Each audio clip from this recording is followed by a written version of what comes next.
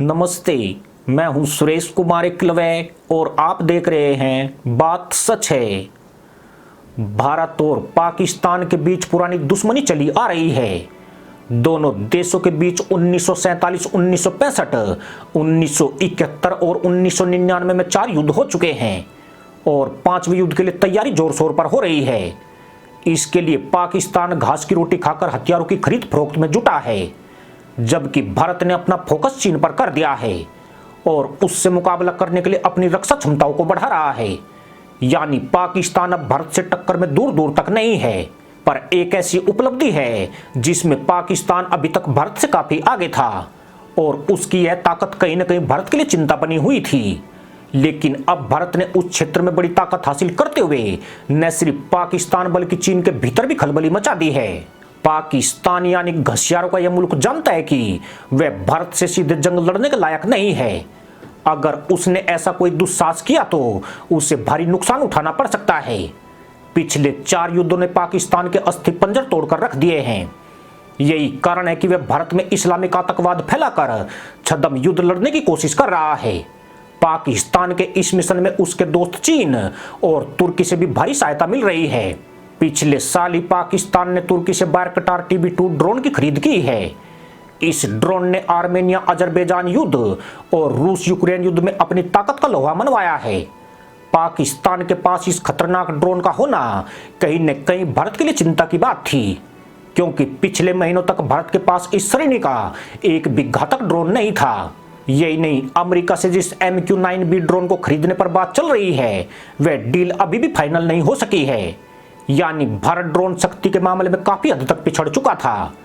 इससे भारतीय सेना बैकफुट पर दिखाई दे रही थी और पाकिस्तान जैसा खतरनाक मुस्लिम आतंकी देश इस उपलब्धि पर तीरंदाज बना हुआ था। ऐसे में भारत रक्षा मंत्रालय ने स्वदेशी तकनीक के बल पर घातक ड्रोन के विकास पर ध्यान केंद्रित किया है। फिलहाल भारतीय सेना विदेश में बने ड्रोन पर निर्भर है। इनमें सभी ड्रोन खुफिया जानकारी जुटाने का काम करते हैं। यानी भारत के पास अटैक ड्रोन का लगभग अकाल था, लेकिन अब भारत के वैज्ञानिकों ने ऐसा ड्रोन विकसित कर लिया है जो चीन के ड्रोन्स और पाकिस्तान के पास मौजूद तुर्की निर्मित बायरकटार TB2 का बाप है। भारत ने इस ड्रोन को तपस नाम दिया है। तपस का मतलब तपस्या में संलग्न तपस्वी होता है। आपको यह भी बता दें कि चीन अपने रेनबो CH-4B ड्रोन को लेकर बहुत इतराता है, लेकिन पिछले साल ही हुती विद्रोहियों ने अपने एयर डिफेंस सिस्टम से उसके परखच्चे उड़ा दिए थे। यही नहीं, चीन के सबसे शक्तिशाली ड्रोन में शामिल विंग लूंग 2 ड्रोन को लीबिया की सेना ने मार गिराया था, जिसके बाद चीन की बकलोली की सारी पोल खुल गई थी।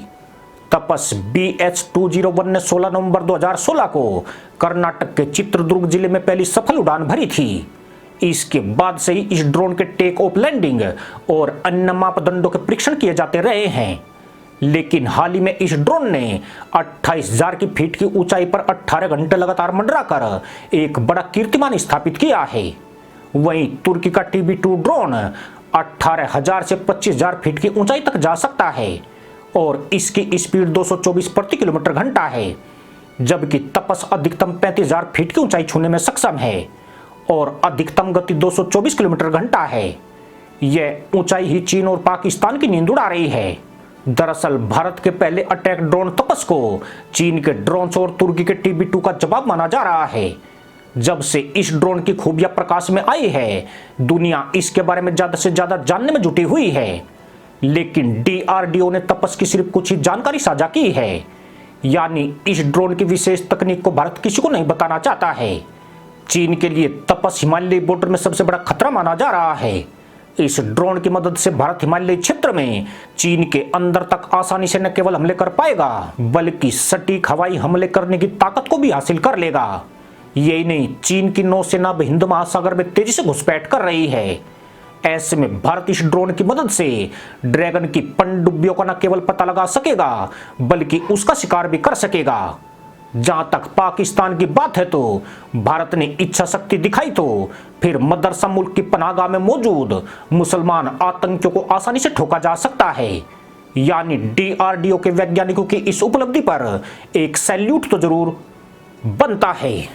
इसी के साथ अनुमति दोस्तों, जय जवान, जय किसान, जय हिंद, वंदे मातरम।